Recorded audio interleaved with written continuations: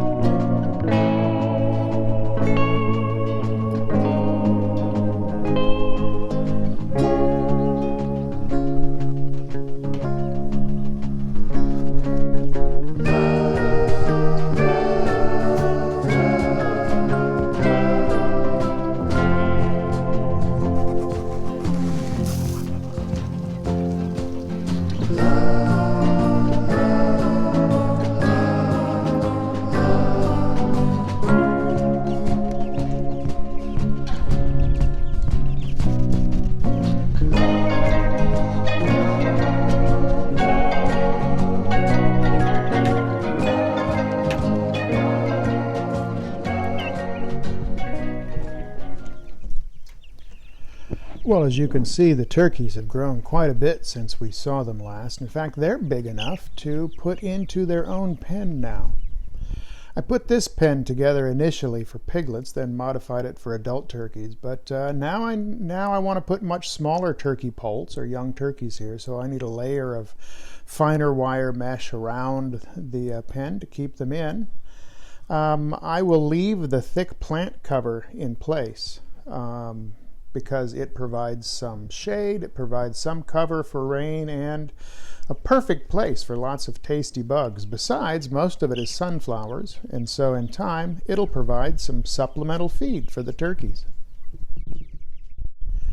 The various chicken breeds in this little pen are becoming easier to distinguish. Here is a black Marin poult.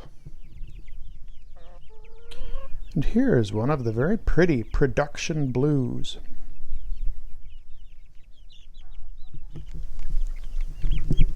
And here is one of the Delaware meat birds on its way to becoming mostly white. Now this little one is a bit of a mystery. Looks a little bit like a gold-laced Wyandotte, which I didn't buy.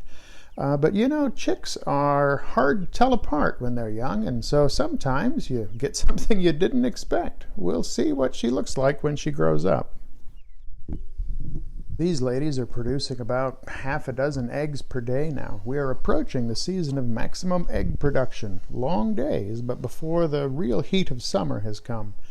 Egg production decreases with the shortening of the day and during the hottest and coldest months. Well, let's take a little walk through the garden. Here are pumpkins and cantaloupe doing well in the foreground, chard in the background. The blackberries aren't black yet, but at least they're berries now. The lettuce bed is just going wild.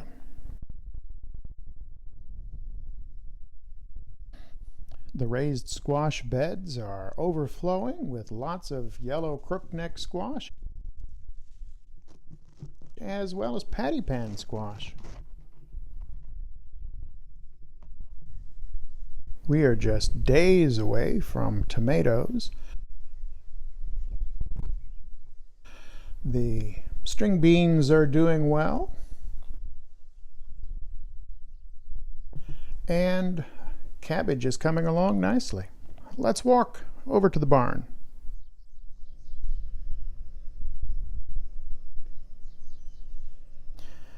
We've been doing a lot of work on the pool deck. This was built initially in 2016 in the summer and is a great place to do outdoor things and, of course, swim. With the pool and deck ready for the season, the next project will be the fish house, so called because it used to host fish fries, a 20 by 20 screened in pavilion. Needs a little work. And after the fish house, the next project, there's always a next project, will be what we call the barn, but it's really more of an equipment shed. Well, let's get on the tractor and go out and look at the wildlife management projects.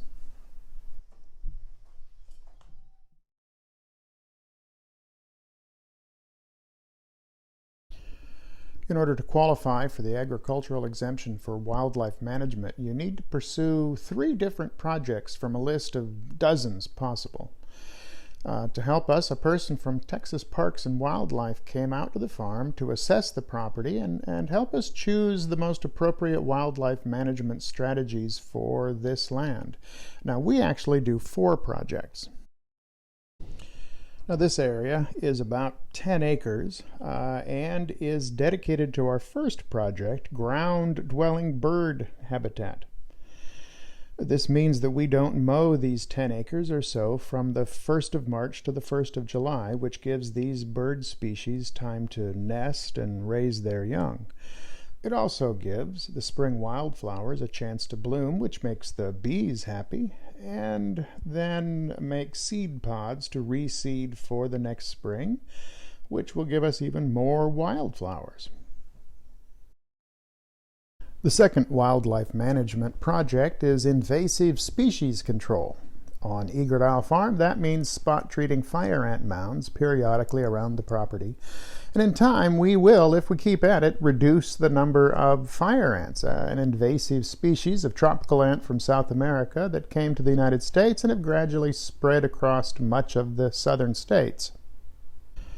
The third wildlife management project is the provision of supplemental food. This isn't really needed in the spring and summer, but come winter, or what passes for winter in central Texas, we'll put out feeders to provide extra food for our overwintering birds.